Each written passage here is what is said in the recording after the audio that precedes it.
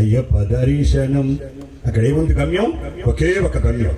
నువ్వు ముస్లిమా, హిందువా, క్రిస్టియనా అని అక్కడ సంబంధం లేదు. ఎవరెళ్ళినా సరే చొక్కా తీసి ఇరుముడితో మాలలో ఉన్నవాడు 18 మెట్లు ఎక్కి, మాల లేనివాడు పక్క నుంచి వెళ్ళి చేసేది శబరిమల యాత్ర. అదే తిరుపతిలో అయితే VIP దర్శనం ఉంది, బ్రేక్ దర్శనం ఉంది, 100 రూపాయలది ఉంది, 1000 రూపాయలది ఉంది, 5000 ఉంది. ఉన్నాడు కిలోనే ఉన్నాడు, వెళ్ళేవాడు వెళ్ళిపోతూనే ఉన్నాడు. కానీ శబరిమల యాత్ర అలా కాదు. అందుకని శబరిమల యాత్రను ఉచ్చ స్థితిలో ఉంచారు బ్రహ్మపురాణంలో. పూర్తి ఆరోగ్యాన్ని ఇచ్చే దీక్ష. ఈ దీక్షను పాడు చేసుకోబాకండి. రకరకాల ఆహారాలతో దేవాలయాలలో విందు భోజనాలు వడ్డిస్తున్నారు. ఆలోచించండి. భార్యలో తల్లిని చూడాలన్నారు మాల వేసేటప్పుడు గురువు. జ్ఞానముద్ర, శాస్త్రముద్ర, గురుముద్ర, శుద్ధముద్ర, రుద్రముద్ర, శాంతముద్ర అన్నారు కదా. ఆ మూలమంత్రానికి అర్థం ఏంటి? అష్టాదశ మహాసారం శాస్త్ర దర్శన కారణం విదితం శుద్ధముత్కృష్టం ఓ సన్నిధానం నీకు నమామ్యహం ఊరుజం వాపురం శైవ భైరవ వర్ణ సేవితం విష్ణుమాయా మహిమాన్వితం ముద్రమాల నమామ్యకం. 3 రూపాయల లుంగియా, 30 రూపాయల ముంగియా, 3 రూపాయల మాల. నువ్వు అన్నవరం వెళ్ళావు, బంగారు పాత్రలతో నవ్వు నోసావు. సుబ్బారావే సత్యదేవుడే. నువ్వు తిరుపతి వెంకటేశ్వర దగ్గరికి వెళ్ళావు, పెద్ద కళ్యాణం చేశావు. అక్కడికి వెళ్తే వెంకట్రావే ఏడుకొండలవాడే. కానీ 30 రూపాయలు లుంగి కట్టుకుని 3 రూపాయల మాల వేసుకుని 30 పైసలు చందనం పెట్టుకుని మాల వేసుకున్న వెంటనే దేవుడు ఏమి ఇచ్చాడో తెలియదు. నేను నా శరీరాన్ని నీకు ఇచ్చేసి నేను స్వామిని చేస్తాను రా. ఏ ఊళ్ళో అయితే పొలానికి విత్తనాలు వేయడానికి వెళ్తుంటే ఈ దరిద్రుడు చూస్తున్నాడు ఏంట్రా అని చెప్పి నిన్ను చూసి ఇసుక్కున్న వారే స్వామి ఎదురొస్తున్నాడని నీకు నామస్మరణ చేసి నీకు వెలిగి నీ కాళ్ళు పళ్ళెల్లో పెట్టి కలిగే స్థితికి నిన్ను తీసుకువెళుతున్నాను. మనీషిగా చేస్తున్నాను. మాలలో ఉన్న మహత్యం అది తెలుసుకోండి. మీ జీవితాలను మార్చుకోండి. 51 రోజు కఠినమైన స్వాములుగా ఉంటున్నారు. 41 రోజు దీక్ష, 42 రోజు ఇరుముడి, 43 రోజు ప్రయాణం, 44 రోజు పంబ, 45 రోజు దర్శనం, 46 రోజు వరకు కింద పంబకు వచ్చిన దాకా అందరూ తులసి మొక్కలే. ఇక పంబకు వచ్చినాక బయలుదేరతారు. ఒక్కొక్కడిలోనూ ఈ తులసి మొక్క మాయమైపోయి కలుపు మొక్క పైకి వస్తుంది. స్వామి ఈ బస్సులో వెళ్తే 6 రోజులు పట్టుద్ది. మా వాళ్ళు రెడీగా ఉన్నారు.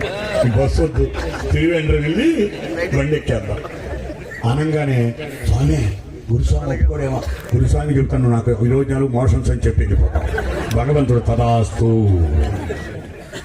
50 రోజులు స్వామి వయ్యావు, 51వ రోజు ఎందుకు ఉండలేకపోతున్నావు?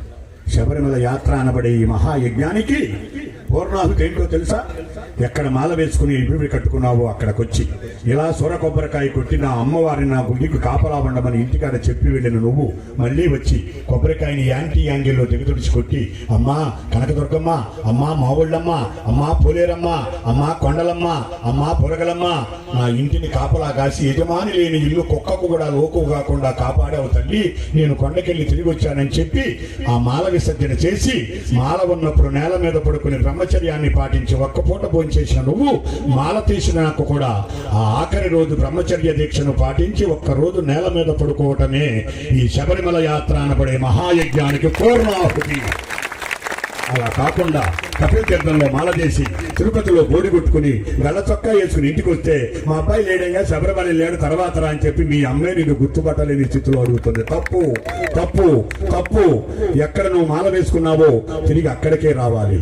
నీ శరీరాన్ని నారికేళం చేశావు, దాని మీద ఉన్న పీసును బండ మీద వేసి దీక్షని రుద్దావు, దానిలో ఉన్న నీరును తీసివేశావు, 2 కళ్ళు ఒక నోరుగా గుర్తించి దీక్షని చీకుతో బెద్దపు వేశావు, లోపల ఉన్న మోహజలాన్ని వంచి వేశావు, తులసితో పవిత్రం చేశావు, దాంట్లో ఆత్మ అనే అవినీతిని నింపావు, భక్తి అనే బిరడా వేశావు, శ్రద్ధ అనే లక్కతో శిలు వేశావు, పసుపు కుంకుమ విభూతి చందనం ఒక్క అటుకులు బెల్లమనబడే 16 రకాల ముందు మూట కట్టావు, పప్పు ఉప్పు బియ్యం వెనక మూట కట్టావు, నడిచేటప్పుడు గొడ తీసి వెనకముడిని భోంచేశావు, వెనకది పాపం అన్నావు, ముందుది స్వర్గం అన్నావు, పుణ్యం అన్నావు. పంప వచ్చేటప్పటికి వెనక వస్తువులన్నీ ఖర్చు అయిపోయి పప్పు ఉప్పు కింద ఖర్చు అయిపోయి ఆహారం అయ్యింది, పాపం కరిగిపోయింది, పుణ్యం మిగిలిపోయింది.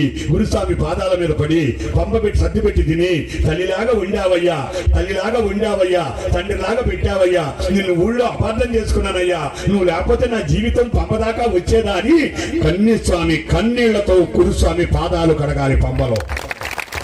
పైకి నడిచి వెళితే గురుస్వామి చేతికి నీ శరీరాన్ని అందిస్తే సుబ్బారావు శరీరం, రంగారావు శరీరం, నారాయణ శరీరం, రామయ్య శరీరం, రాంబాబు శరీరం, వెంకట్రావు శరీరం, బుద్ధిస్వామి శరీరం, గురువు పదునైన కత్తిగా మారి నీ శరీరాన్ని మధ్యకు నరుకుతాడు. ఆ ఆత్మ అనే నేతిని కొత్త పాత్రలో నింపి నీకు ఇస్తాడు. ఏం చేయమంటారు గురువు గారు? పో, తిరుపతి వెళ్తే ఏం దొరికిందో, అన్నవరం వెళ్తే ఏం దొరికిందో, విజయవాడ వెళ్తే ఏం దొరికిందో నాకు తెలియదు, కానీ శబరిమల వచ్చి నీకు నీ ఆత్మను నెయ్యి రూపంలో దేవుడికి అభిషేకం చేసే వరం దొరికిందిరా. చెయ్యి.